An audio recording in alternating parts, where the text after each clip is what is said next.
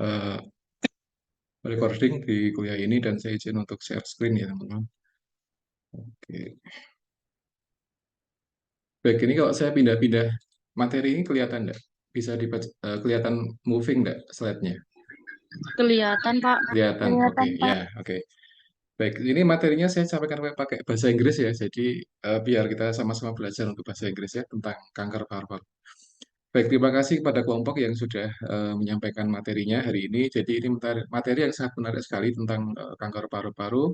Dan tadi ada dua pertanyaan, ada kebiasaan apa yang membuat kanker, kemudian yang kedua adalah tentang kemungkinan metastasis dari sebuah kanker gitu ya. Baik, ini saya punya materi tentang kanker paru-paru dan apa aja yang perlu kita ketahui dari kanker paru-paru ya. Di sini ada tanda gejala, kemudian penyebab, jenis-jenisnya apa aja, kemudian faktor resiko, kemudian tentang smoking ya, tadi udah disinggung ya. Kemudian bagaimana cara kita mendiagnosa kanker paru-paru, kemudian stadiumnya apa saja, tata laksananya apa aja, kemudian terapi di rumah, kemudian diet dan sebagainya. Jadi ini materi akan saya sampaikan, jadi semoga nanti sebelum maghrib sudah selesai teman-teman ya. Dan nanti kalau ada pertanyaan silakan untuk bisa disampaikan langsung atau mungkin dituliskan di chat Zoom saja ya. Gitu. Baik, kanker paru-paru teman-teman. Jadi ini salah satu jenis kanker yang pada dasarnya dia mudah untuk menyebar. Ya. Dia mudah menyebar. Kenapa mudah menyebar? Karena posisinya dia ada di paru-paru. Nah, paru-paru itu dia satu organ vital yang dia punya peran untuk mensuplai oksigen ke seluruh tubuh manusia gitu ya. Nah, ketika suplai oksigennya itu dia bermasalah, tentunya kanker ini dia akan mudah untuk menyebar kemana saja seperti itu. Ya. Nah, biasanya pasien-pasien dengan kanker paru-paru yang dia masih stadium awal, dia masih belum punya gejala yang aneh-aneh ya. Jadi, ketika pasien dia terkena kanker dan mungkin dia tidak merasa kalau dia sudah kena kanker, dia tidak ada gejala yang aneh-aneh yang muncul kayak gitu. Nah, karena paru-paru itu dia sifatnya untuk mensuplai oksigen ke seluruh tubuh gitu ya. Makanya ketika pasien dia kanker, biasanya nanti dia akan bertahap untuk gejala yang muncul kayak gitu. Sehingga nanti dia ada fasenya menyebar ke beberapa organ dan biasanya organ yang kena ada organ yang paling dekat dengan paru-paru. Organ apa? Organ jantung kayak gitu. Jadi biasanya kanker itu dia akan menyerang organ yang paling dekat dulu. Jadi kalau dia ada kanker jantung, berarti yang kena adalah paru-paru dulu, atau mungkin dia sebaliknya kayak gitu ya. Nah, karena dia sifatnya bisa menyebar, maka kuncinya di sini adalah deteksi dini. Jadi seperti apa sih kita untuk mengenali kanker paru-paru seperti itu ya. Nah, di sini ada beberapa tanda gejala umum yang sering ada pada pasien dengan kanker paru-paru. Jadi yang pertama adalah pasien sering batuk kayak gitu. Eh, yang jadi pertanyaan di sini ada batuknya seperti apa sih ya gitu karena mungkin setiap hari itu kita juga batuk ya apalagi sekarang musim panas kemudian cuaca yang mungkin tidak begitu jelas ini panas atau hujan kayak gitu dan sering membuat kita batuk kayak gitu. Tapi apakah seorang yang batuk itu bisa kita simpulkan kalau dia sedang terkena kanker? Betul jawabnya tidak gitu ya. Jadi batuk yang dimaksud di sini adalah batuk ketika pasien dia ada darahnya biasanya atau dia batuknya produktif dan produktifnya itu dia sifatnya adalah ada darahnya atau yang sering disebut sebagai hemoptosis gitu. Jadi ketika sebagian orang yang dia sudah kena kanker yang masih stadium awal kemudian dia sudah dia tidak merasa kalau dia kena kanker kemudian dia terus berlanjut seperti itu dan di kemudian hari dia pasti akan ada gejala batuk kayak gitu. Nah, kenapa dia batuk? Karena di paru-paru itu dia ada benda asing yang ada gitu. Jadi orang kanker itu dia ada benda asing di paru-parunya. Jadi kalau paru-paru normal itu dia seperti ini teman-teman gambarannya. Kayak gini ya kelihatan ya. Mungkin ini. Nah, gini. Jadi dia tidak ada bercak yang aneh-aneh di paru-paru. Jadi dia merah kemudian dia berfungsi untuk suplai oksigen dan sebagainya. Tapi ketika seorang itu dia kena kanker, biasanya dia akan lebih produktif untuk aktivitas selnya kayak gitu. Nah, di antara ciri ketika kanker itu dia produktif adalah dia mengeluarkan cairan khusus seperti itu yang dia bisa eh, apa mengandung bakteri dan sebagainya. Dan itu bisa kadang mengandung darah teman-teman. Jadi makanya ketika kita mengamati pasien-pasien kanker biasanya dia ada perdarahan atau dia ada semacam perdarahan ringan dan dicampur dengan pes biasanya atau nanah kayak gitu ya. Nah, makanya di sini disampaikan di artikel ini bahwa sebagian tanda dari kanker paru-paru adalah ketika pasien dia ada batuk dan batuknya batuk yang dia produktif dan dia campur darah dan campur dengan pes biasanya. Jadi merah campur dengan kekuningan jadi agak-agak apa ya, eh, krem gitu ya, atau mungkin agak gelap gitu batuknya. Jadi itu batuk produktif. Kenapa produktif? Karena kanker dia sifatnya merusak jaringan teman-teman. Jadi ketika orang kena kanker, kanker apa saja itu biasanya dia akan merusak sel dan dia bisa merusak jaringan. Ketika jaringan rusak, biasanya ada satu integritas kulit yang akan rusak juga. Nah, ketika rusak, biasanya darah akan keluar dan dia ketika ada infeksi, dia akan bercampur dengan nanah, sehingga dia akan batuk dan batuknya ada produktif gitu. Itu sering kita temukan pasien-pasien yang dia kena kanker paru-paru dan dia batuknya ada produktif. Jadi batuk kemudian dia apa namanya, mengeluarkan cairan tertentu ya, dan ketika dilihat dia ada darahnya, ada bercak darahnya kayak gitu. Ya, itu tanda kalau seorang dia sudah kena kanker paru-paru kan gitu ya. Tapi kalau batuknya batuk biasa, batuk yang dia keluarnya hanya droplet saja atau mungkin batuk karena influenza, dia beda beda kasusnya. Tapi kalau paru-paru dia lebih lebih siapa namanya lebih berat batuknya, dan dia biasanya dalam setiap hari dia semakin ini semakin masif batuknya. Jadi batuknya semakin keras dan dia semakin banyak untuk produksi darah yang dia keluar dari batuk itu tadi ya. Yang kedua adalah chest pain atau nyeri dada, teman-teman. Nyeri dada. Biasanya nyeri dadanya dia ada di daerah yang dia terkena kankernya biasanya. Di kanan atau di kiri saja ya gitu. Nah, di antara karakteristik nyeri pada pasien kanker adalah nyerinya dia sifatnya menjalar atau menyebar biasanya. Ya, jadi kalau penyakit jantung, AMI gitu ya, infak miokard akut itu dia ketika sakit dia biasanya dia akan menjalar dari bagian kiri ya, dada sebelah kiri, kemudian dia menjalar ke sebelah tangan sampai dengan ujung-ujung jari biasanya. Dan dia akan terasa dingin ketika pasien dia mengeluhkan sakit yang luar biasa. Nah, pada kanker paru-paru, nyerinya dia di tempat di mana kankernya dia ada. Misalkan di kanan berarti dia di sebelah kanan kankernya. Dan dia akan menyebar nyerinya. Ada menyebarnya sampai dengan bagian punggung biasanya kayak gitu. Jadi dia menyebar gitu. Nah, kenapa dia menyebar? Karena kanker dia sifatnya ini teman-teman, dia sifatnya adalah migrasi. Jadi kanker itu dia sifatnya akan migrasi ketika jaringan yang ditumbuh itu dia sudah di luar toleransi si kanker tadi ya gitu. Kanker kan dia jaringan tumbuh ya, jaringan yang tumbuh terus dan dia tidak bisa dikontrol seperti itu. Nah, ketika dia semakin banyak tumbuhnya, maka dia akan menyebar kayak gitu. Nah, nyebarnya dia bisa ke belakang, bisa ke atas, bisa ke bawah. Makanya ini yang menjadi pembeda antara nyeri penyakit jantung dengan nyeri penyakit penyakit kanker seperti itu. Nah, dia muncul ketika pasien dia sudah stadiumnya lanjut biasanya. Kalau stadiumnya masih awal, biasanya pasien tidak banyak gejala yang akan dialami oleh pasien gitu ya. Tapi ketika pasien dia sudah stadium lanjut atau stadium yang dia sudah advance gitu, dia akan muncul banyak gejala ya. Jadi itu dua tanda yang umum apa namanya dirasakan oleh pasien dengan kanker paru-paru. Jadi batuk produktif darah, kemudian kedua adalah nyeri nyeri dada. Yang ketiga adalah nafasnya dia pendek gitu kan. Nafasnya dia pendek ya. Kenapa dia pendek? Karena fungsi alveolinya dia sudah terganggu. Jadi kalau teman-teman belajar anatomi fisiologi respirasi itu kan ada yang namanya alveoli. Alveoli itu dia berfungsi untuk pertukaran oksigen kayak gitu. Nah, ketika dia bermasalah alveolinya, berarti nanti pasien dia akan ada masalah di aspek respirasinya ya. Nanti permasalahannya bisa di polanya. Jadi pola nafasnya dia akan menjadi apa namanya jadi pendek pola nafasnya. Jadi pasien akan semakin cepat bernafasnya. Jadi akan meningkat frekuensi nafasnya. Nah, ini akan semakin meningkat respirasinya ketika kankernya dia menyebarnya di dua sisi seperti itu. Jadi kanker itu dia menyebar.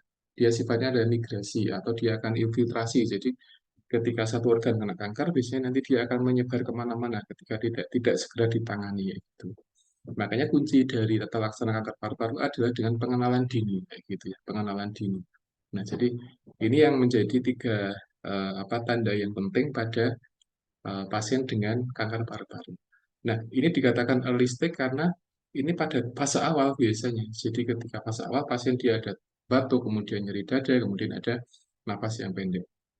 Tiga tanda yang teman-teman bisa pahami di klinik kayak gitu, nanti pasien akan segera dirujuk ke apa namanya dokter yang dia fokus pada paru-paru, dan nanti akan di ronsen dan sebagainya, akan kelihatan di mana letak permasalahan kankernya di mana seperti itu. Jadi ini tiga tanda awal yang menunjukkan kalau pasien dia ada suspek kanker paru-paru. Jadi batuk berdarah, kemudian nyeri dada, kemudian ketiga adalah napasnya dia pendek. Kalau pasien dia hanya batuk biasa, nyeri dada biasa, kemudian nafasnya pendek biasa, ya berarti dia apa namanya tidak ada kecenderungan ke arah kanker paru-paru. Tapi ketika batuknya dia berdarah, kemudian semakin produktif darahnya, kemudian disertai dengan nyeri dada yang ekstra seperti itu, kemudian nafasnya pendek, ya kita patut curiga kalau pasien jangan-jangan dia kena kanker paru-paru. Nah, memastikannya ada dengan di ronsen biasanya. Jadi kita nggak bisa melihat dengan kasat mata, tapi kita bisa melihat simptom pasiennya. Nanti pasien bisa kita apa namanya minta untuk ke ronsen atau dengan radiologi seperti itu teman-teman ya. Nah, di sini ada statement bahwa kanker paru-paru itu dia dimulai dari paru-paru ya, dan dia bisa menyebar ke tubuh yang lain. Jadi itu disebut kanker paru-paru. Jadi memang sentralnya di paru-paru, kemudian dia menyebar ke tubuh yang lainnya. Ada jenis kanker yang dia bukan dari paru-paru, tapi ketika menyebar dia sampai paru-paru dan paru-parunya dia kena kanker seperti itu ya. Itu ada tipe kanker seperti itu. Nah, di sini apa namanya? Ketika seorang dia bisa mendiagnosa kanker, ketika dia bisa mengenali tiga tanda ini, maka dia akan lebih akan bagus prognosisnya atau kondisi kedepannya dia akan bisa diselamatkan kayak gitu. Tapi ketika pasien-pasien yang dia tidak merasakan itu sebagai masalah, ya pasien-pasien yang dia menganggap itu hal yang biasa, batuk darah itu biasa dan sebagainya, maka dia akan beresiko ketika kankernya dia tidak ditangani dengan baik seperti itu ya. Makanya di sini pengenalan dini terhadap tiga tanda ini menjadi kunci untuk keberhasilan tata laksana kanker paru-paru kayak gitu. Nah, ini ada beberapa tanda gejala yang sering muncul teman-teman ketika pasien dia mengalami kanker paru-paru ya. Jadi ini beberapa yang akan saya sampaikan. Yang pertama adalah worsening cough. Jadi batuknya dia semakin parah. Ini yang tadi saya sampaikan ya. Jadi batuk tapi dia semakin hari dia semakin parah batuknya. Kenapa semakin parah? Karena kankernya dia sudah mulai menyebar gitu, ya. Paru-paru kita ketika dia ada benda asing yang masuk di paru-paru atau mungkin ada benda asing yang dia diproduksi di paru-paru, maka dia akan ada respon batuk seperti itu. Jadi ketika sekarang ya cuaca yang panas kemudian kadang nggak jelas cuacanya dan kita kadang batuk itu tanda kalau di paru-paru kita ada satu benda asing yang mungkin masuk seperti itu atau mungkin produktif sehingga sebagian orang dia batuknya produktif ya ada sekretnya atau mungkin batuk kering dan sebagainya seperti itu ya. Nah, tapi pada kanker paru-paru dia batuknya dia semakin hari semakin semakin berat ya gitu. Jadi misalkan hari ini dia batuk, tapi nanti sampai seminggu ke depan dia batuknya malah semakin semakin berat. Kadang sudah diberikan obat batuk, tapi malah tidak memberikan efek yang signifikan. Jadi malah apa tidak seolah obatnya menjadi tidak berpengaruh seperti itu. Jadi worsening itu kondisi yang semakin buruk ketika pasien batuk. Umumnya orang batuk itu dia seminggu sembuh ya. Jadi ketika teman-teman atau mungkin sebagian pasien itu flu dan dia akan batuk dan demam ringan itu seminggu langsung sembuh. Tapi ketika pasien kanker dia akan lebih dari seminggu batuknya sembuhnya. Dan itu tidak cukup batuk, tapi batuk kemudian disertai dengan darah biasanya produktif ya darah kemudian pes dan sebagainya. Kadang baunya kurang sedap batuknya karena dia bercampur darah dengan nanah ketika di paru-paru seperti itu ya. Yang kedua adalah ini sudah batuk dan sudah juga ada darahnya. Yang ketiga adalah nyeri dada dan dia biasanya akan dirasakan pasien ketika pasien dia bernafas dalam, kemudian tertawa dan juga batuk. Jadi ini nyeri dada yang apa spesifik terjadi ketika pasien dia bernafas dalam ya di beli-beli itu nafas yang dalam, kemudian ketika pasien tertawa dan ketika pasien dia batuk seperti itu. Ya, makanya pasien-pasien kanker paru-paru yang dia sudah stadium lanjut itu dia diminimalisir tertawa. Kenapa? Karena ketika tertawa dia akan sakit di bagian jantungnya seperti itu ya. Jadi boleh membuat dia senang, membuat dia sedikit rileks, tapi dikurangi porsi yang lucu-lucu sehingga pasien tidak banyak tertawa. Karena ketika pasien tertawa dia akan semakin sakit di paru-parunya. Kenapa sakit? Karena ketika orang tertawa itu dia akan membutuhkan banyak oksigen, teman-teman. Butuh banyak oksigen, dia butuh banyak sel yang direspirasi yang akan bekerja di sana. Sementara itu ketika pasien kena kanker, dia sudah ada semacam toksik yang ada di paru-paru, selnya kena, ototnya kena, sehingga ketika pasien tetap tertawa, nanti dia akan semakin sakit di apa namanya di bagian chest atau di bagian dada seperti itu. Nah, nyerinya bisa di satu sisi, bisa di dua sisi ya, tergantung di mana kankernya itu ada seperti itu ya. Makanya ini lebih spesifik tadi sudah kita sampaikan. Jadi nyeri dada ketika dia pasiennya adalah nafas dalam, kemudian ketika pasien tertawa dan ketika pasien batuk seperti itu. Nah, ini akan menjadi semakin berat ketika pasien kanker paru-paru itu dia juga disertai dengan influenza, flu ya, flu atau ISPA ya, ISPA.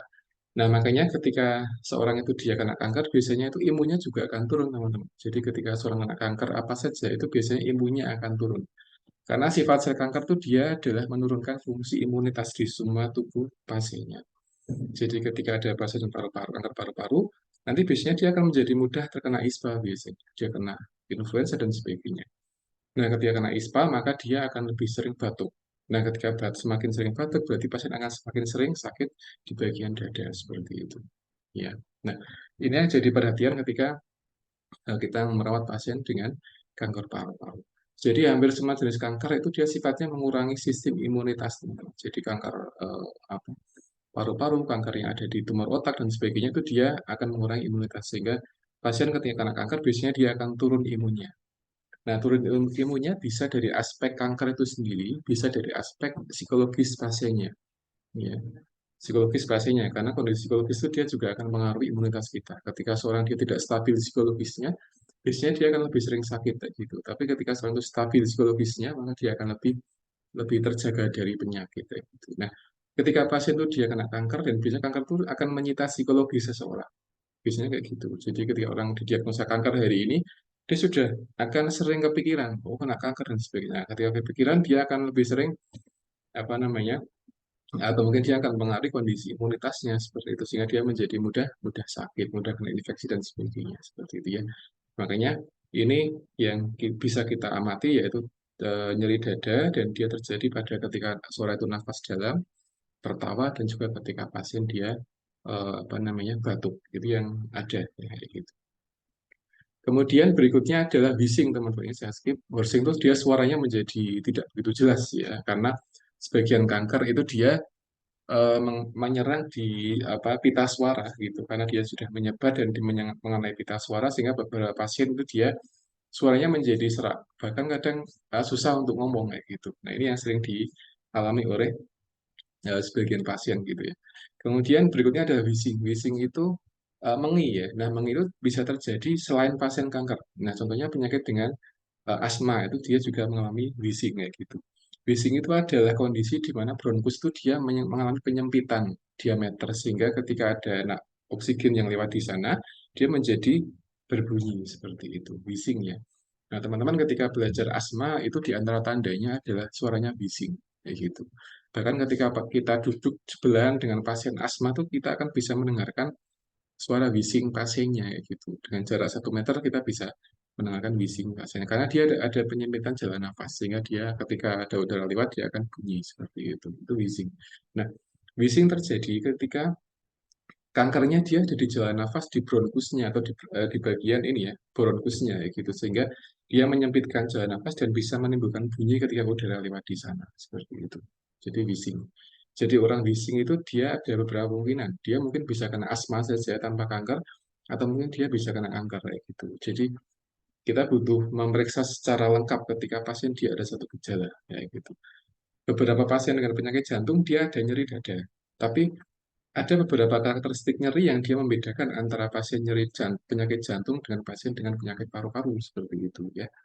Nah, ini ada beberapa tanda di sini yang itu menjadi apa diagnosa pembanding atau tanda tanda gejala pembanding dengan penyakit lainnya. Tadi ada chest pain, kemudian ada wheezing seperti itu ya.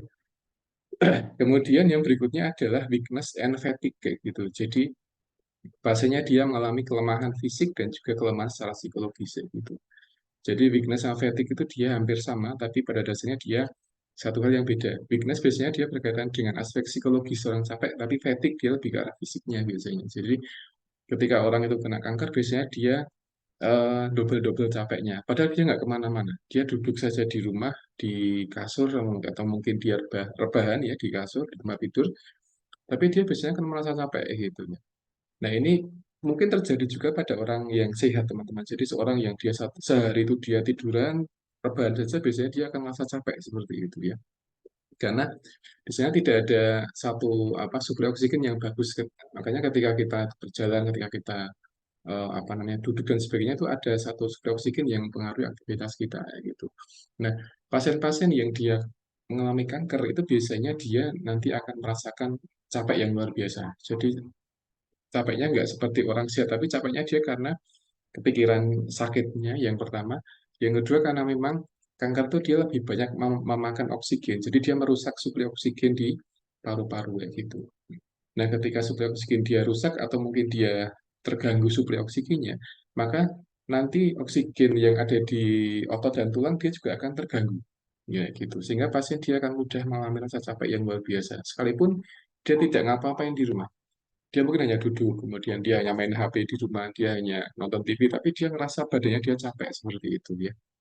Makanya ini menjadi satu hal yang perlu kita perhatikan. Jadi kondisi weakness and fatigue ini kadang tidak hanya terjadi pada pasien dengan kanker paru-paru, tapi di semua penyakit itu kadang muncul seperti itu. Jadi kita harus benar-benar teliti dan jeli melihat beberapa tanda gejala yang itu muncul pada penyakit tertentu, gitu, teman-teman ya. Yang berikutnya adalah pasien dia kehilangan nafsu makan dan juga kehilangan berat badan. Nah, gitu. Jadi yang menjadi perhatian ketika pasien dia mengalami kanker, gitu. Jadi rata-rata pasien-pasien yang dia mengalami penyakit paru-paru itu dia kehilangan nafsu makan dan juga apa namanya kehilangan berat badan, nah, gitu. Kenapa? Karena aspek batuk itu tadi. Jadi ketika seorang itu batuk, dia sering batuknya dia semakin berat, biasanya dia akan sedikit mengurangi nafsu makan. Bahkan kadang orang kadang malas makan ketika dia batuknya semakin hebat seperti itu ya. Jadi ada worsening cough itu dia batuk yang luar biasa dan dia semakin menjadi-jadi batuknya dari hari ke hari. Nah, itu dia bisa mengurangi nafsu makan gitu ya.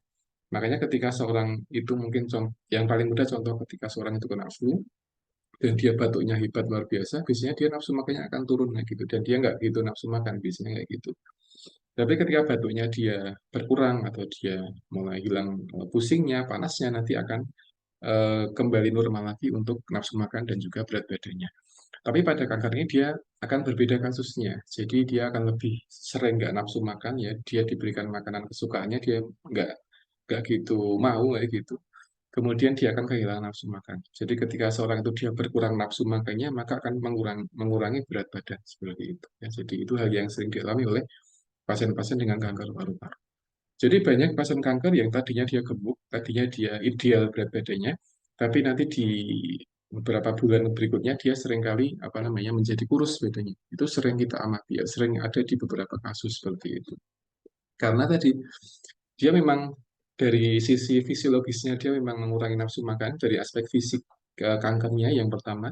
Yang kedua dari aspek psikologisnya biasanya itu. Jadi orang tuh ketika dia sakit lama nggak sembuh-sembuh, biasanya dia akan mengurangi apa mempengaruhi kondisi apa namanya nafsu makannya seperti itu. Dia kepikiran, kemudian macam-macam ya, pikiran aneh-aneh, kemudian dia seringkali mengurangi nafsu makan. Itu yang sering ada. Tidak hanya kan, tetapi banyak penyakit yang dia menyebabkan orang itu dia kehilangan nafsu makan hanya karena sering dipikirkan penyakitnya seperti itu ya. Makanya di sini di antara kunci untuk bisa sembuh dari penyakit adalah menyetabilkan kondisi psikologis seperti itu. Ya. Jadi banyak penyakit yang dia bisa kita kendalikan ya kondisi klinisnya itu ketika pasien dia bisa mengendalikan psikologisnya seperti itu. Tapi ketika pasien dia tidak bisa mengendalikan psikologisnya, dia kadang nggak stabil, dia gampang marah-marah dan sebagainya, atau mungkin dia menjadi psikologisnya menjadi depresi atau dia ansietas dan sebagainya, maka dia akan mengganggu fungsi dari apa nutrisinya atau dia akan mengurangi nafsu makan kayak gitu ya. Jadi banyak penyakit yang dia ketika dialami pasien itu dia akan mengurangi nafsu makan dan endingnya adalah pasien dia eh, apa kehilangan berat badan seperti itu ya. Jadi itu yang sering ada. Nah contohnya ada penyakit diabetes itu dia juga akan bisa mengurangi nafsu makan dan juga akan mengurangi berat badan. Ya. Sebagian pasien DM itu dia nafsu makannya luar biasa banyak, tapi dia nggak gemuk-gemuk kayak gitu. Ada seperti itu, ya. Ada juga yang dia memang kena DM, kemudian tidak nafsu makan, atau dia menjadi pemilih makannya, dan akhirnya dia berat badannya dia menjadi turun kayak gitu. Nah ini yang apa sering ditemukan pada pasien dengan kanker paru-paru, gitu ya. Yang berikutnya adalah recurrent respiratory infection such as pneumonia and bronchitis. Jadi ini adalah kasus yang sering terjadi. Jadi pasien dia mengalami infeksi yang berulang, contohnya adalah pneumonia dan juga bronkitis, kayak gitu. Ya. Tapi sekali lagi ketika kita melihat pasien bronkitis yang dia berulang, bukan berarti pasien kena kanker paru-paru, ya gitu. Karena dia butuh di foto, butuh di radiologi, butuh di ronsen sebelum kita pastikan kalau pasien dia kena kanker paru-paru seperti itu ya. Tapi ketika kita melihat pasien dia batuknya batuk berdarah, batuk kronis, kemudian dia ada darahnya, nyeri dada, kemudian pasien dia napasnya pendek ya, itu mungkin bisa kita simpulkan kalau pasien mungkin suspek kanker paru-paru, sehingga kita butuh satu data lain yaitu data radiologi memastikan kalau pasien dia kena kanker paru-paru seperti itu ya. Jadi ini tanda yang sering muncul pada pasien-pasien yang dia sedang di fase-fase awal ketika dia kena kanker paru-paru. Ada batuk, kemudian batuk berdarah, kemudian nyeri dada, dan nyeri dadanya dia ada ketika pasien nafas dalam, kemudian tertawa dan juga batuk, kemudian suaranya dia serak, kemudian dia ada wheezing, kemudian ada weakness and fatigue, kemudian ada kayak nafsu makan dan juga BB yang dia turun, kemudian pasien dia sering infeksi ya gitu. Kenapa sering infeksi? Karena ketika seorang kena kanker paru-paru, dia sistem imun di paru-parunya dia ikut turun, ya, gitu, ikut ngedrop. Sehingga ketika imun paru-paru ngedrop, maka pasien akan mudah kena infeksi seperti itu ya. Pneumonia, kemudian bronkitis. Nanti kalau pasien kurang hati-hati, dia bisa kena COVID dan sebagainya. Itu dia akan lebih berat kondisinya. Jadi kondisi kanker saja itu dia sudah cukup berat bagi pasien. Tapi ketika pasien ada infeksi tambahan, ada pneumonia, ada bronkitis dan sebagainya, maka akan memperberat kerja kerja paru-paru. Ketika paru-paru kerjanya semakin berat, maka dia akan mudah capek biasanya. Sama dengan jantung. Jadi jantung itu dia tidak boleh diminta kerja terlalu keras gitu, sehingga dia nanti mudah capek, mudah lelah, sehingga ketika lelah maka dia bisa malas kerja. Kalau malas ketika kerja, maka pasien jantungnya bisa bisa berhenti. Jadi sama dengan paru-paru seperti itu. Jadi ketika paru-paru kita sakit, kemudian dia ada infeksi tambahan, maka dia akan semakin keras kerjanya. Kemudian dia resiko bisa stop bekerja. Dia bisa berhenti kerja, kemudian pasien bisa henti nafas dan sebagainya. Itu yang sering terjadi pada kanker paru-paru. Gitu ya.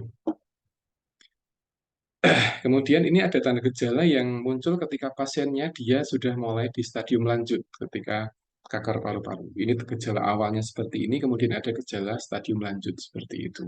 Ya, Waduh. ya. Teman-teman kalau ada pertanyaan bisa langsung dituliskan di chat atau mungkin tanya langsung, silakan, tidak apa-apa. Ya, ya. Jadi ini tanda gejala yang terjadi lanjut ketika pasien dia sudah kena kanker, kemudian dia stadiumnya sudah mulai lanjut ya gitu ya. Yang pertama adalah adanya semacam tonjolan ada di leher atau di gonjal limfoma. Jadi dia ada tonjolan. Jadi dia gonjal limfonya dia kerjanya terlalu ekstra sehingga dia ada tonjolan di beberapa di leher seperti itu ya. Kemudian yang kedua adalah nyeri tulang ya. Nyeri tulang terutama di bagian punggung, kemudian ribs itu bagian tulang oh, ada di paru-paru, kemudian ada di tulang gips kayak gitu. Jadi ini nyeri di bagian tulang, terutama di area sekitar torak kayak gitu. Ya. Nah ini yang sering dirasakan oleh pasien. Jadi tadi selain nyeri dada, itu dia juga ada nyeri di bagian tulang, ada di nyeri bagian punggung dan sebagainya. Ya dia ada di daerah torak kayak itu untuk ketika pasien dia mengalami nyeri gitu ya. Yang ketiga adalah pasien dia sering mengalami pusing biasanya. Dia pusing. Jadi pusingnya itu bisa dari aspek fisiologis dari kankernya, atau mungkin karena pasien dia memang dari aspek psikologisnya dia mengalami pusing kayak gitu ya. Kemudian yang keempat adalah pasien mengalami dizziness, dia mengalami semacam kebingungan seperti itu atau gelir ya, bahasa mudanya gelir kayak gitu. Kemudian ada permasalahan di keseimbangan ya, jadi ketika pasien dia kita minta jalan biasanya dia tidak seimbang, itu karena efek pusing tadi. Jadi ketika seorang pusing, biasanya ketika kita minta untuk jalan itu dia akan ada gangguan keseimbangan sehingga akan menimbulkan pasien menjadi mudah mudah terjatuh. Itu akan menjadi satu satu resiko gitu ya. Kemudian yang berikutnya adalah kesemutan di area lengan dan bagian kaki, misalnya kayak gitu.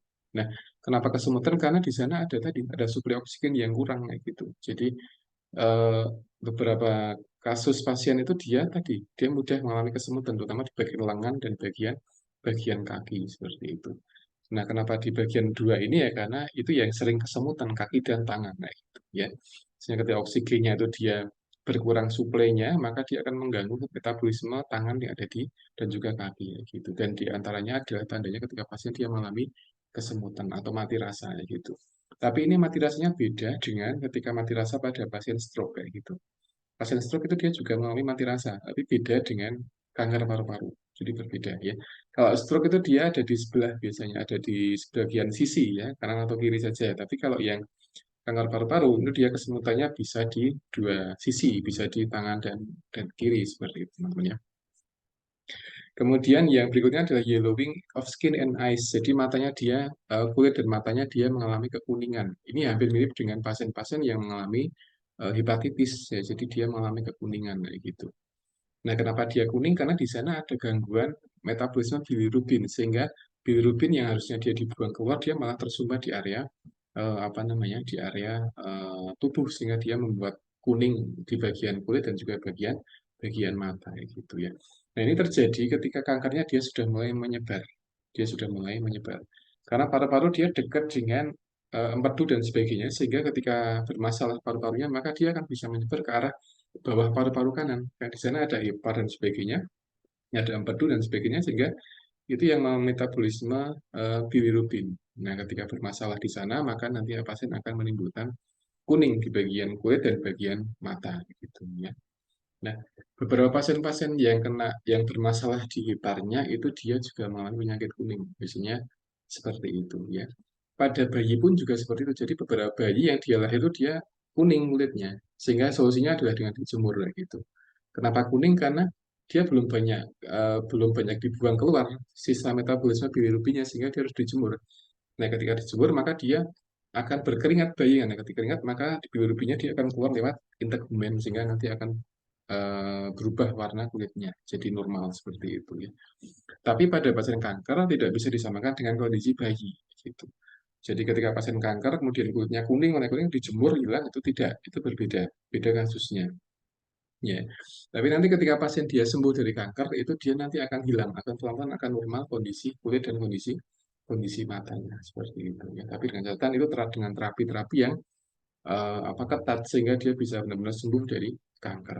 Nah, dia bisa sembuh ketika eh, pasien dia bisa dideteksi ketika dalam kondisi awal. Jadi ketika dia sebelum menyebar kemana-mana itu masih mungkin bisa disembuhkan. Tapi ketika sudah kronis, sudah menyebar kemana-mana, nanti dia bisa apa namanya bisa susah untuk disembuhkan. Jadi butuh terapi yang kompleks sehingga pasien malah menjadi kondisinya semakin ngedrop seperti itu. Ya. Yang berikutnya adalah dropping of one eyelid and serangkan pupils. Jadi matanya dia mengalami atau kelemahan di area eyelid di area mata sehingga matanya dia akan merem sebelah seperti itu. Itu yang sering terjadi teman-teman ya. Nah, ini terjadi ketika apa kankernya dia sudah mulai menyebar ya. Dia mulai menyebar dan dia merusak beberapa sistem saraf yang ada di bagian mata sehingga dia matanya menjadi kurang berfungsi baik. Dia tidak bisa berkedip, tapi kadang dia menjadi merem sebelah dan sebagainya seperti itu. Ya. Kemudian yang berikutnya adalah kekurangan stimulasi ketika di salah satu sisi wajah. Jadi ini yang sering terjadi. Jadi wajahnya itu ketika dia distimulasi dia menjadi kurang responsif. Nah, ini yang dimaksud adalah kondisi yang ada di kulit atau mungkin ada di mata.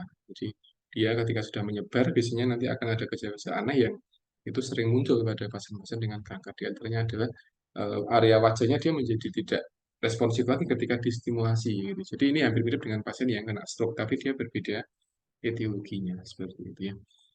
Yang berikutnya adalah nyeri di bagian punggung atau di sini ya pundak. Jadi dia mengalami ya nyeri yang luar biasa. Dia bisa nyeri karena tadi apa namanya bisa karena dia sudah menyebar untuk kankernya yang pertama, yang kedua ada gangguan oksigenasi di area punggung kayak gitu ya. Karena di semua tubuh kita dia butuh oksigen, termasuk juga di area pundak dan area bagian belakang. Sehingga kalau dia bermasalah oksigenasinya, seorang menjadi mudah sakit dan sebagainya, mudah nyeri dan sebagainya gitu ya. Yang berikutnya adalah dia bengkak di area wajah dan bagian tubuh yang bagian atas. Jadi abdomen ke atas dia mengalami bengkak gitu. Nah, ini sering terjadi. Nah, bengkaknya bisa dari aspek edema paru-paru, kemudian yang kedua bisa dari aspek memang dari kanker ya dia sudah mulai menyebar seperti itu. Ya. Jadi beberapa kasus itu dia memang pasien dia mengalami edema. Jadi wajahnya jadi bengkak, jadi bulat gitu ya, tapi bulatnya bukan bulat yang karena gemuk, tapi karena bulat karena penyakit. Sehingga itu solusinya adalah tetap dengan diberikan satu diuretik atau mungkin diatasi kankernya. Nah, ketika kankernya dia diatasi, maka dia akan menjadi pelan-pelan dia akan swellingnya atau bengkaknya dia akan pelan-pelan akan berkurang seperti itu. Nah, ini dua tanda gejala yang sering muncul ya pada pasien dengan kanker. Ini tanda gejala awal, yang berikutnya ada tanda gejala yang dia sudah stadium lanjut itu teman-teman ya. Nah, ini ada beberapa penyebab ya kanker ya, kanker paru-paru dan mayoritas ini 90% itu dia terjadi karena efek dari smoking atau merokok gitu. Jadi ada tiga jenis perokok teman-teman. Yang pertama adalah orang perokok yang aktif yang dia sengaja memang smoking ya dengan menyalakan kemudian dia dihirup seperti itu yang pertama. Yang kedua adalah ketika pasien dia menghirup dari asap rokok dari orang lain itu yang kedua. Yang ketiga adalah seorang yang menghirup dari bekas asap rokok yang dia nempel di bagian baju kayak gitu ya. Jadi ketika seorang mungkin merokok kemudian asapnya dia nempel di baju, kemudian mungkin ada bayi atau anak-anak yang dia menghirup apa namanya bekas asap yang ada di baju, ya dia itu perokok yang ketiga. Jadi ada tiga jenis perokok di sini. Dan rata-rata kanker itu dia sebabnya adalah dari apa namanya dua jenis atau dari aktif dan pasif. Jadi ketika suatu dia semakin merokok maka dia akan menjadi ada di apa namanya faktor resiko terkena kanker paru-paru. Jadi mayoritas kanker paru dia disebabkan karena asap rokok kayak gitu. Nah, ini yang pertama. Yang kedua bisa jadi asap kendaraan bermotor kayak gitu. Karena ada sebagian penelitian yang menyampaikan kalau ada seorang yang dia kena kanker paru-paru, tapi padahal pasien dia bukan seorang perokok kayak gitu. Dia nggak pernah merokok atau dia mungkin jarang merokok atau mungkin dia nggak pernah merokok gitu. Tapi dia kena kanker paru-paru. Nah, setelah diteliti nanti dia ini apa namanya? Dia sering menghirup asap-asap dari apa kendaraan bermotor, kemudian dia kemana-mana tidak pernah pakai masker dan sebagainya. Jadi sebabnya adalah asap. Jadi ini asap menjadi toksik ketika dia masuk di paru-paru gitu. Ya, sehingga ini yang menjadi prevensi adalah dengan mengurangi paparan atau mungkin ketika ada pasien yang dia smoking kemudian dia merasakan sering batuk ya dia harus wajib dia berhenti berhenti merokok seperti itu. Ya, ketika berhenti merokok maka nanti dia akan terhindar dari risiko kanker karena tadi ya 90% kasus dia terjadi karena dari efek dari asap seperti itu. Nah, ini yang apa namanya eh, ada di beberapa penelitian gitu ya. Nah, disampaikan juga di sini bahwa ketika seorang itu dia merokoknya berat, maka dia akan apa namanya menjadi tinggi resikonya terkena terkena kanker. Ketika seorang dia bisa mengurangi porsi smokingnya setiap hari, maka dia akan minim resiko. Kalau dia berhenti, alhamdulillah. Tapi ketika paling tidak dalam satu hari dia bisa mengurangi porsi smokingnya seperti itu ya. Karena tadi ini penyebab utama dari apa namanya em, kanker adalah dengan adanya smoking sebaiknya seperti itu ya. Nah, di sini ada beberapa tipe kanker, teman-teman. Di sini ada beberapa tipe jenis kanker. Di sini ada non-small cell lung cancer dan sebagainya. Ini saya skip saja. Jadi ini secara umum dia memang apa namanya eh, ada ya di beberapa survei ya gitu. Dan mayoritas kanker yang ada di dunia adalah dia dominan non-small cell lung cancer atau NSCLC. Jadi ini yang ada di semua kasus seperti itu. Jadi misalkan ada 10 orang kena kanker, maka 8-nya dia adalah non-small cell lung cancer. Sisanya adalah mungkin jenis kanker yang lainnya. Seperti itu. Jadi ini beberapa jenis kanker yang ada di kasus atau di klinik seperti itu teman-teman ya. Nah, sisanya adalah ini small cell lung cancer kayak gitu ya. Jadi ini sekitar 15-20% dia adalah kanker dengan SCLC seperti itu. Ya. Dan ini lebih agresif dari apa namanya dari tipe yang pertama. Jadi tipe pertama ini dia progresnya dia lambat tapi dia juga menyebabkan kanker. Tapi yang tipe kedua dia lebih agresif dari tipe yang pertama. Artinya selnya itu dia lebih cepat tumbuh ketika seorang pasien dia kena kanker yang small cell lung cancer seperti itu. Secara tanda gejala dia hampir sama, tapi progres penyakitnya dia lebih lebih buruk ketika pasien dia terkena small cell lung cancer seperti itu. Ya. Nah, ketika seorang itu dia terkena kanker jenis ini, maka dia akan sedikit susah disembuhkan daripada yang tipe pertama. Jadi tipe yang SCLC ini dia lebih apa namanya lebih berespon baik dengan apa namanya dengan kemoterapi, tapi tadi dia agak sedikit susah disembuhkan daripada yang tipe yang NSCLC lebih yang pertama. Jadi beberapa tipe kanker tuh dia ada jenis-jenisnya. Ada jenis yang dia mudah diobati, ada jenis yang dia memang susah diobati seperti itu. Nah, ketika sudah diobati berarti terapinya dia butuh ekstra, dia butuh terapi yang kompleks gitu. Ini baru dari aspek terapinya, belum dari aspek pasien, kemampuan pasiennya seperti itu. Nah, ketika seorang dia di kemoterapi biasanya itu akan tergantung dari fisik pasiennya, nah gitu. Ketika fisik pasien dia sudah mulai lemah, sementara diterapi dengan kemoterapi yang ekstra, maka dia tidak akan membuat satu efek yang bagus kemoterapinya. Ya. Makanya di sini pentingnya deteksi dini kanker kayak gitu. Karena kanker ketika dia sudah deteksi dini, maka dia akan mudah untuk ditangani ya gitu. Tapi ketika dia sudah telat, ya sudah terlalu lama kankernya, kemudian dia baru ke rumah sakit dalam keadaan dia sudah kronis, sudah fatal, ya akan susah untuk ditangani ya gitu. Sehingga ketika kita di masyarakat kemudian kita menemukan sebagian orang, tetangga atau mungkin orang lain yang dia ada tiga tanda gejala utama ya, batuk berdarah, kemudian nyeri dada, kemudian dia ada napas yang pendek, maka kita sarankan untuk segera melakukan ronsen seperti itu. Difoto, kemudian nanti ketika sudah fix dia kena apa, itu baru bisa diberikan terapi sesegera mungkin ya, gitu. Karena idealnya seorang tuh ketika batuk dia tidak boleh ada darah. Jadi ketika kita batuk ya itu tidak boleh ada darah di batuknya tadi. Karena ketika ada darah dia bisa dipastikan ada pembuluh darah yang pecah di sana.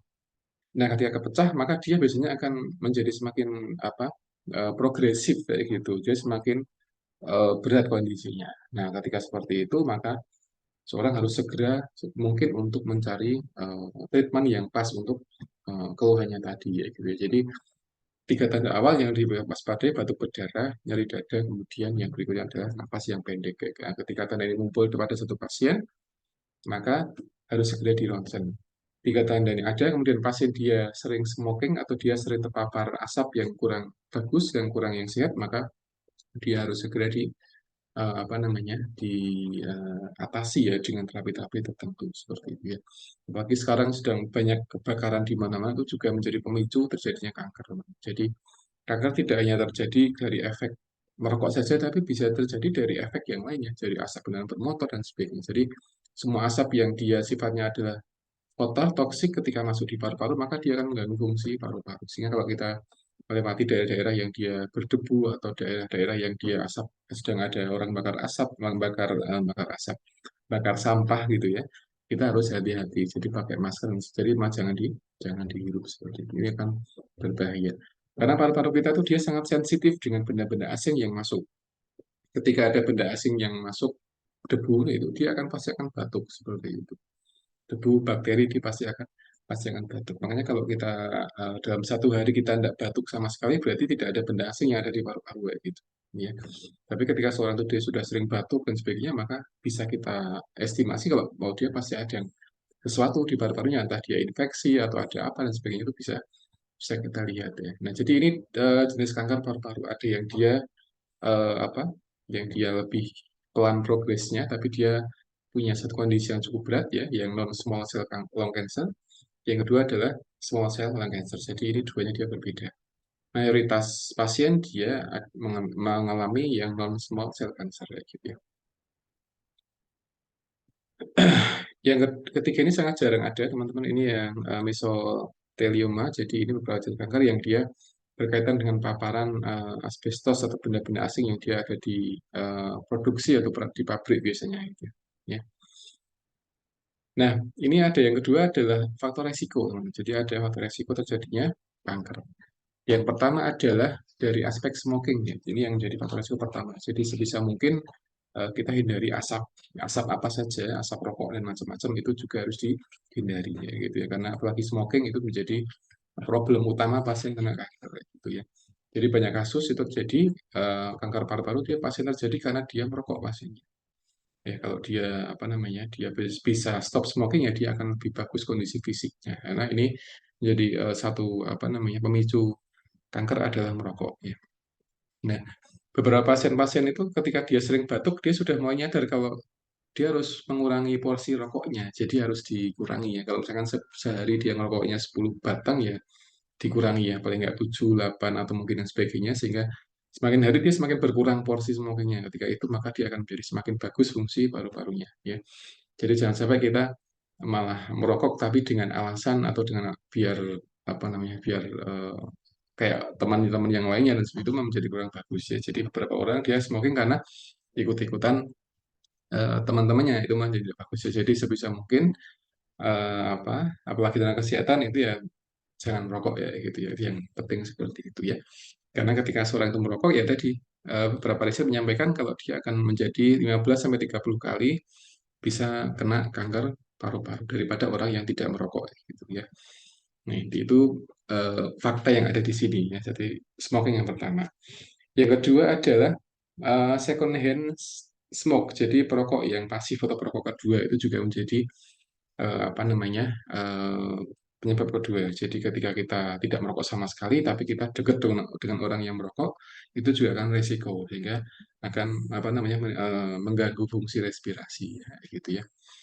Nah, ini survei di Amerika pun juga sama. Jadi sekitar 7.000 sekian orang tuh dia meninggal dunia karena kanker kanker paru-paru padahal dia bukan seorang perokok aktif, tapi dia perokok aktif. Tapi dia kena asap rokok dari orang lain sehingga malah menjadi bahaya gitu ya. Kemudian yang ketiga adalah paparan radon. Radon itu semacam apa namanya benda asing yang dia memang ada di lingkungan kita dan biasanya dia apa namanya dari beberapa produksi di pabrik gitu, dari asap pabrik itu dia bisa mengganggu respirasi ya, terutama bagi mereka yang tidak merokok gitu ya. Kemudian berikutnya adalah paparan terhadap ini ya, asbestos atau diesel exhaust atau mungkin BBM dan sebagainya, asap yang toksik yang lain itu dia bisa memicu kanker paru-paru. Jadi semua asap itu pada dasarnya dia akan menjadi toksik bagi bagi apa namanya bagi paru-paru ya teman-teman. Jadi kita harus hati-hati ketika berinteraksi dengan asap. Sekalipun itu asap bakaran sate, itu juga harus hati-hati ya. Itu kan baunya enak ya, baunya enak. Cuman kita harus juga jangan dekat-dekat orang bakar sate biar harum itu enggak, tapi harus jaga jarak, harus pakai ya pakai masker lah ya, jangan kita malah dekat-dekat orang bakar sate karena harum gitu ya. Nah, itu juga harus hati-hati ya, karena paparan asap tadi asap bakaran itu hal yang kurang bagus untuk paru-paru.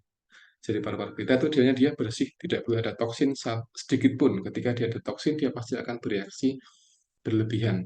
Ketika dia bereaksi berlebihan, maka dia di antara tanda yang mungkin adalah munculnya kanker seperti itu ya.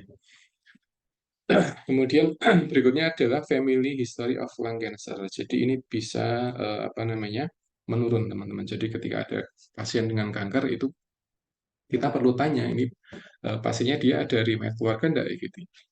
Ketika dia ada riwayat keluarga berarti ya apa namanya eh, itu harus diwaspadai teman-teman karena itu beberapa hal yang menjadi apa namanya tanda yang bisa dipahami. Jadi apa dia karena keturunan ya gitu ya. Kemudian berikutnya adalah history of lung cancer. Jadi ini pasien-pasien ya sudah pernah kena kanker tapi dia kena lagi. Jadi misalkan pada bulan Oktober dia sudah terapi dan dikatakan sembuh, kemudian apa namanya di waktu berikutnya dia kena lagi seperti itu. Itu juga bisa berpengaruh teman-teman ya. Jadi kanker itu ketika dia sudah sembuh itu dia bisa muncul lagi di kemudian hari ketika pasien dia tidak merubah pola hidup sehari-hari. Ya, ketika pasien dia kena kanker, kemudian dia sudah hidup sehat, tapi ketika dia sudah sembuh dan sebagainya, dia ngerokok lagi dan sebagainya, kemudian atau dia kena asap dan sebagainya, maka dia katanya dia bisa bisa muncul lagi seperti itu sehingga ini menjadi satu kondisi yang kambuhan biasanya. Ya, misalkan bulan Oktober dia sembuh, kemudian tahun depan dia kena lagi, itu ada yang seperti itu. Jadi apa terjadi karena dia memang tidak merubah pola hidup. Artinya kalau seorang itu dia pernah sakit kronis yang membuat dia itu menjadi banyak gejala, tanda gejala dia harusnya ya menjadi sadar ya, sadar kemudian dia merubah pola hidupnya. Gimana caranya biar dia itu menjadi sehat dan tidak sakit lagi seperti yang sudah-sudah ya gitu. Tapi ketika pasien itu apa dia tidak merubah gaya hidup ya nanti dia kena kanker lagi seperti itu ya. Itu yang sering dialami. Makanya orang sakit itu dia harus introspeksi diri juga. Kenapa dia sakit? Jadi nggak jangan hanya mengandalkan obat saja. Jangan hanya kita hanya ketika seorang sakit dia oh ada obatnya itu jangan seperti itu. Karena beberapa penyakit itu dia ketika berulang dia malah menjadi semakin berat itu ada yang seperti itu. Nah di antaranya adalah cancer. Jadi ketika seorang dia sudah kena cancer ya harus dia introspeksi diri kira-kira kenapa sih gitu kok sakit kayak gitu ya. Jadi harus dievaluasi kira-kira ada hal apa hal salah apa yang bisa dirubah. Nah, ketika dia bisa merubah, maka dia akan bisa selamat dari kanker di kemudian hari, seperti itu. Jadi orang yang tidak pernah kena kanker, dia bisa kena kanker. Orang yang pernah kena kanker, sembuh, dia bisa kena kanker lagi, seperti itu. Ya, makanya harus hati-hati ketika kita ada di lingkungan ya dengan asap itu harus harus ekstra hati-hati teman-teman ya. Kemudian yang berikutnya adalah previous radiation therapy to the chest. Jadi ini juga menjadi hal yang harus diwaspadai ya. Jadi kalau seorang dia terlalu sering ronsen, terlalu sering terpapar dengan radiologi, itu akan terapi radiasi, maka akan juga memicu apa namanya pertumbuhan sel yang tidak akan stabil seperti itu. Jadi sel kita itu dia akan tumbuh dan dia akan berhenti di usia tertentu. Nah, jadi dulu orang itu bayi ya, bayi kemudian dia selnya tumbuh, dia menjadi besar, dewasa dan sebagainya, maka dia akan berhenti di satu kondisi tertentu seperti itu. Nah, ketika sel itu dia tidak bisa berhenti tumbuhnya, maka dia akan jadi tumor atau dia bisa menjadi kanker seperti itu. Itu karena sel yang dia apa namanya hiperaktif, jadi dia menjadi semakin aktif kayak gitu ya. Harusnya dia berhenti tapi dia malah menjadi tumbuh kayak gitu. Nah, itu yang jadi masalah kayak gitu ya. Jadi rata-rata kanker itu dia muncul karena selnya itu dia menjadi hiperaktif. Jadi semakin aktif semakin aktif kayak gitu. Ketika semakin aktif dia menjadi mudah inflamasi, dia menjadi peradangan, kemudian dia pecah pembuluh darahnya, kemudian dia perdarahan dan sebagainya.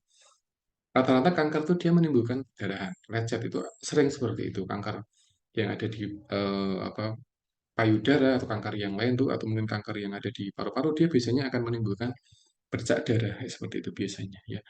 Dan kadang menimbulkan bau, teman-teman, bau. Jadi ketika pasien kanker itu batuk, kemudian dia ada darahnya, ada bercampur dengan pes, biasanya dia lebih tajam baunya daripada ketika orang batuk biasa.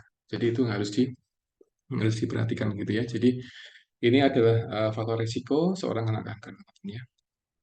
Ini saya skip saja. Jadi di sini untuk lung cancer and smoking gitu ya, teman-teman ya.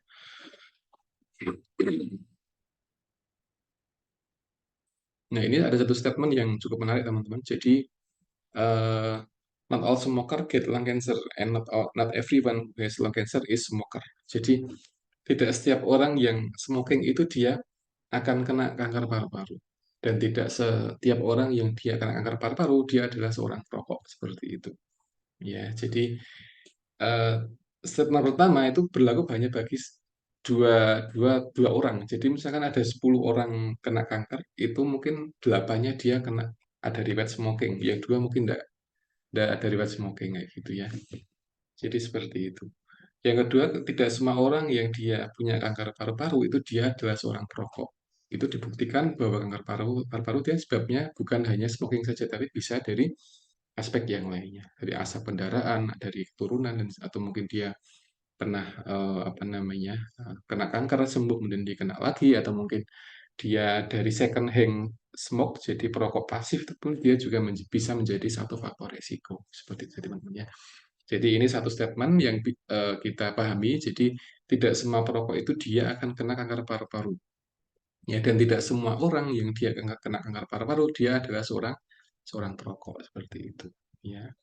Jadi ini satu statement yang kita butuh jeli memahaminya. Jadi jangan sampai ketika kita baca ini malah kita jadi menyepelekan asap rokok gitu ya. Oh kan enggak semua orang kena kanker dia perokok gitu. Nah, tapi di sini ada satu survei yang menyampaikan kalau ternyata tadi ya, apa namanya, sekitar 90% perokok kanker itu dia adalah hasil dari smoking kan gitu. Jadi hanya satu atau dua orang saja yang dia apa namanya, mungkin dia bukan karena merokok ya sebab kankernya kayak gitu ya. Jadi di sini bisa menjadi satu hal yang penting ternyata asap itu dia berbahaya bagi paru-paru kayak gitu teman-teman ya. Jadi harus hati-hati dan harus membatasi dari paparan dengan asap gitu. Kemudian di sini ada diagnosanya. Ini diagnosanya ada kolaborasi teman-teman. Jadi kalau teman-teman nanti menangani pasien kanker paru-paru ya itu rata-rata kolaborasi ya. Jadi imaging test itu ada dengan ronsen, bisa dengan MRI, CT scan atau PET scan dan sebagainya. Nanti akan melihat di mana letak lesi. Lesi itu ada bagian jaringan yang ada kerusakan. Itu jaringan akan kelihatan ketika difoto dengan ronsen di mana posisinya gitu ya. Yang berikutnya adalah sputum sitologi. Jadi orang kanker itu kan dia batuk ya, batuknya dia ada produktif dan dia kadang ada darahnya. Nah, nanti dia dianalisa gitu, kira-kira dia ada sel kankernya enggak sih ya? Karena ketika seorang itu batuk itu biasanya ada beberapa produk kanker yang dia ikut ketika dia keluar, ketika dia dibatukkan seperti itu, ya. Jadi ketika batuk itu biasanya ada sel yang dia ikut keluar seperti itu, karena di sana itu batuk itu ada karena ada beberapa kondisi sel kanker yang dia sudah pecah seperti itu ya.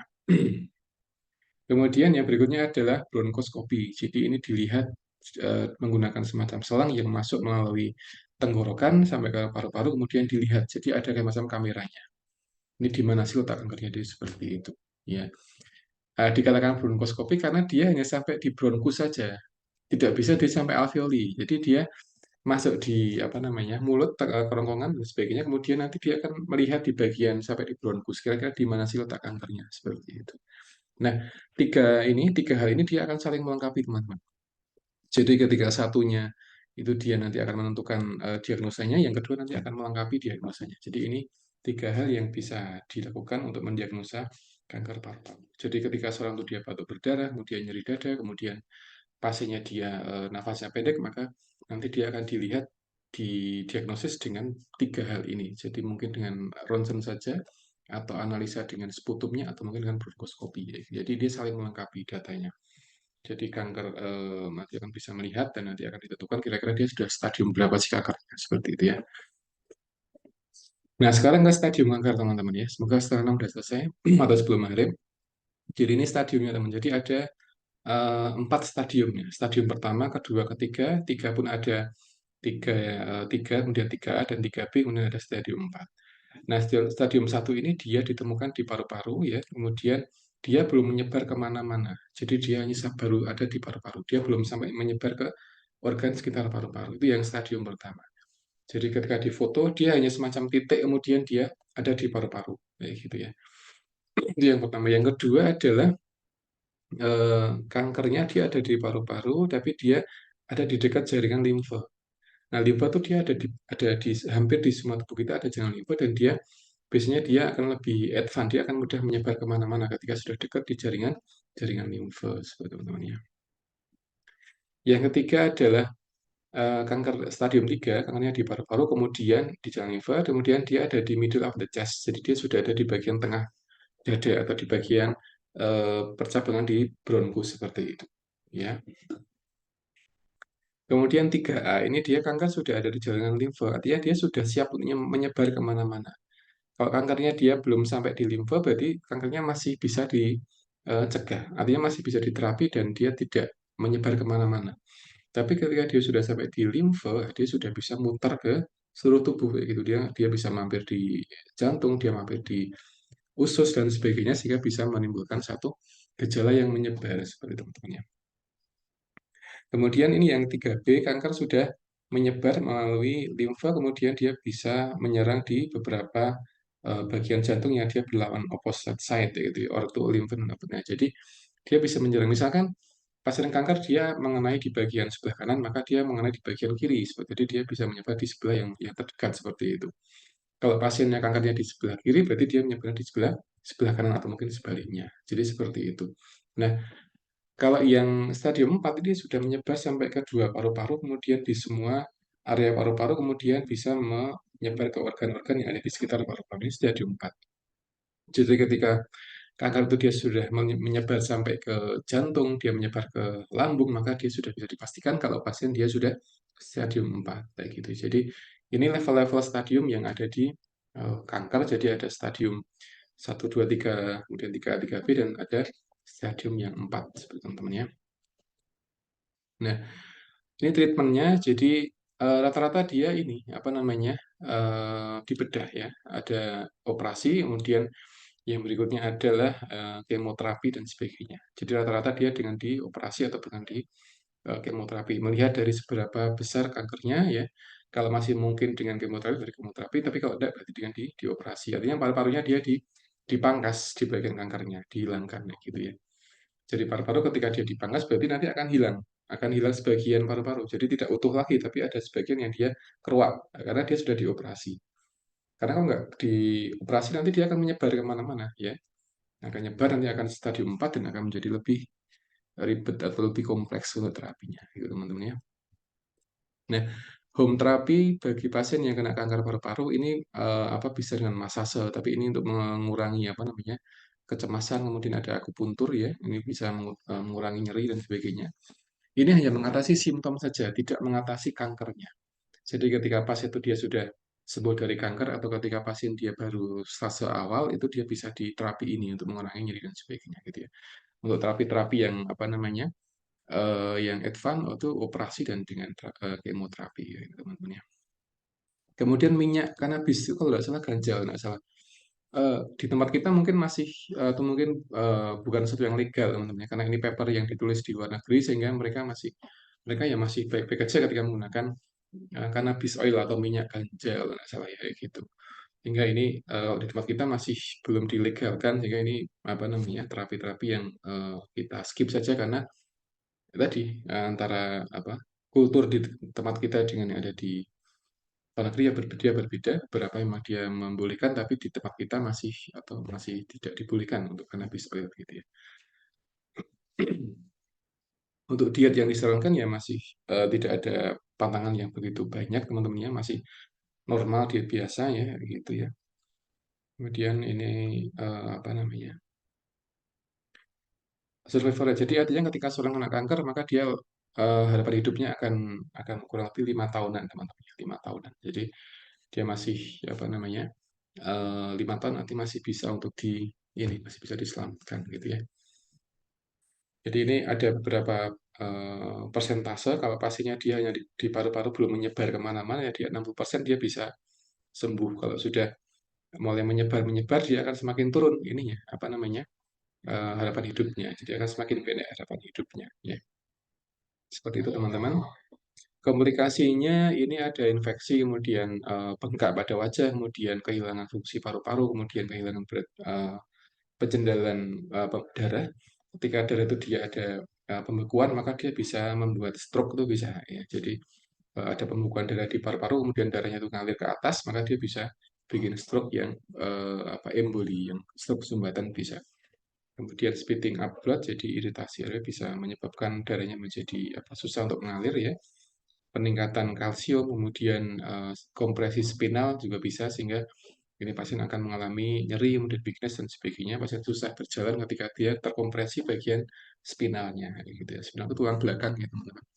Ketika kankernya dia menyebar ke sana, berarti nanti akan mengompresi saraf-saraf yang ada di spinal sehingga akan pasien menjadi mudah mengalami sakit dan sebagainya, ya, trouble berjalan dan sebagainya. Kemudian blokade jantung ya ini wajar karena jantung dia dekat dengan paru-paru. Ketika bermasalah paru-parunya maka dia akan bermasalah juga di bagian jantungnya. Kemudian ada jadi di bagian saraf dan sebagainya teman-teman ya. Tipsnya untuk mencegah kanker paru-paru ya pertama ada quit smoking ini wajib ya. Jadi berhenti merokok itu wajib ya. Kemudian avoid radon, dia semacam benda-benda asing yang ada di asap kendaraan bermotor, pabrik dan sebagainya itu harus dihindari ya. Kemudian membatasi paparan dengan zat yang bisa menimbulkan kanker, terutama itu asap tadi saya sampaikan. Kemudian konsumsi diet yang sehat, gitu. Karena ketika sehat dietnya maka dia akan bisa menyehatkan paru-paru sehingga menjadi lebih sehat dan dia lebih kuat imunnya sehingga dia tidak mudah sakit, tidak mudah terkena kanker paru-paru, gitu teman-teman ya. Baik, ini materinya. Kemudian satu lagi saya menyampaikan tentang kasus case study. Oke, yang terakhir ya teman-teman ya. Ya, semoga sudah kelihatan. Jadi ini ada yang namanya eh, trip palms ya teman-teman. Jadi ini ada suatu kasus menarik di mana pasien itu dia seorang wanita ya, dia punya riwayat merokok selama 35 tahun seperti itu. Kemudian dia datang ke klinik dengan keluhan tangannya dia hitam teman-teman. Jadi hitam, jadi bukan hitamnya bukan karena dia sering main tanah, tapi memang karena hitam. Jadi hitamnya dia tidak hilang ketika dengan sabun kayak gitu. Dia tidak hilang. Dan dia sudah 5 bulan ya dengan kondisi tangan yang hitam seperti itu. Ya, bisa pun tidak hilang, tapi kayak kena tanah tapi tidak hilang-hilang seperti itu. Dan pasien dia melaporkan tidak ada gejala sama sekali. Jadi nggak ada gejala gatal apapun, nggak ada, gitu ya. Dan pemeriksaan itu menunjukkan bahwa pasiennya dia ada penebalan kulit ya di bagian telapak tangan, kemudian dan di jari, dan dia disebut sebagai akanthosis palmaris. Jadi dia menebal, menebal di bagian telapak tangannya, kemudian jadi hitam seperti itu. Ya. Kemudian yang berikutnya adalah ada pemendekan jari di kedua tangan, teman-teman ya, jari. Nah, beberapa kanker paru-paru itu dia sifatnya memendekkan jari ya gitu. Jadi ada yang namanya clubbing finger. Jadi jarinya dia menjadi besar. Ini kita bisa amati ada dua kondisi. Jadi jari yang sebelah ini yang poin A itu dia lebih lebih pendek, lebih besar gitu ya. Beda dengan jari yang poin B seperti itu. Nah, kenapa? Karena kukunya dia kekurangan oksigen, teman-teman. Jadi kuku kita ketika dia kurang oksigen, maka dia akan menjadi ngelembung. Nah, ngelembung dia menjadi clubbing finger seperti itu, ya. Nah, kemudian yang berikutnya adalah ini pasien dia ternyata kena kanker paru-paru ya. Jadi dia undifferentiated carcinoma kayak gitu. Kemudian dia apa namanya? Ada lobektomi. Jadi dia paru-parunya dia dioperasi, dipotong sebagian seperti itu. Nah, kankernya dia ada di right upper, jadi di bagian kanan atas kankernya. Sehingga dia dioperasi, kemudian setelah itu kemudian dia diobservasi tanda gejalanya ya dia hilang. Jadi ketika kankernya dia di lobektomi maka menjadi yang gambar seperti poin B ini. Jadi dia hilang, kemudian dia pelan-pelan membaik untuk fisiologis telapak tangannya dan dia menjadi bersih tangannya. Dan jarinya dia menjadi tidak gelembung lagi, tapi dia sudah kempes dan seperti yang teman-teman lihat di sini. Jadi dia apa namanya menjadi normal ya jarinya gitu karena dia dioperasi dengan lobektomi tadi ya. Baik, mungkin itu materi saya. Barangkali ada pertanyaan, silakan terkait kanker paru-paru sebelum kita tutup untuk kuliahnya. Silakan. Ada pertanyaan? Kanker paru-paru?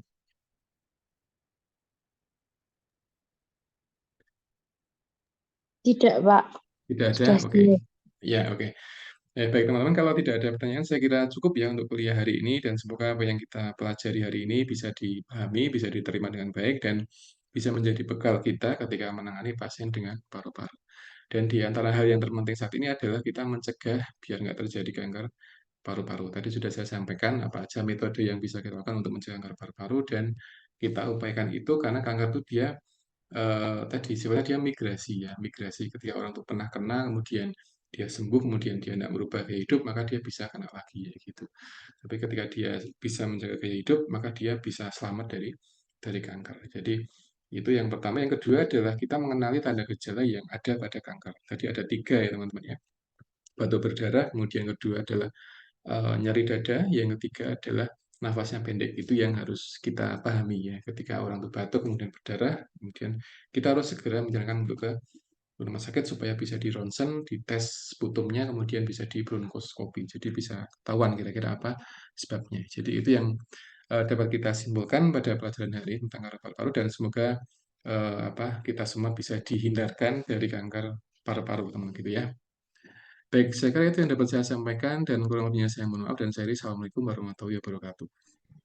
Waalaikumsalam Waalaikumsalam Ya. warahmatullahi wabarakatuh.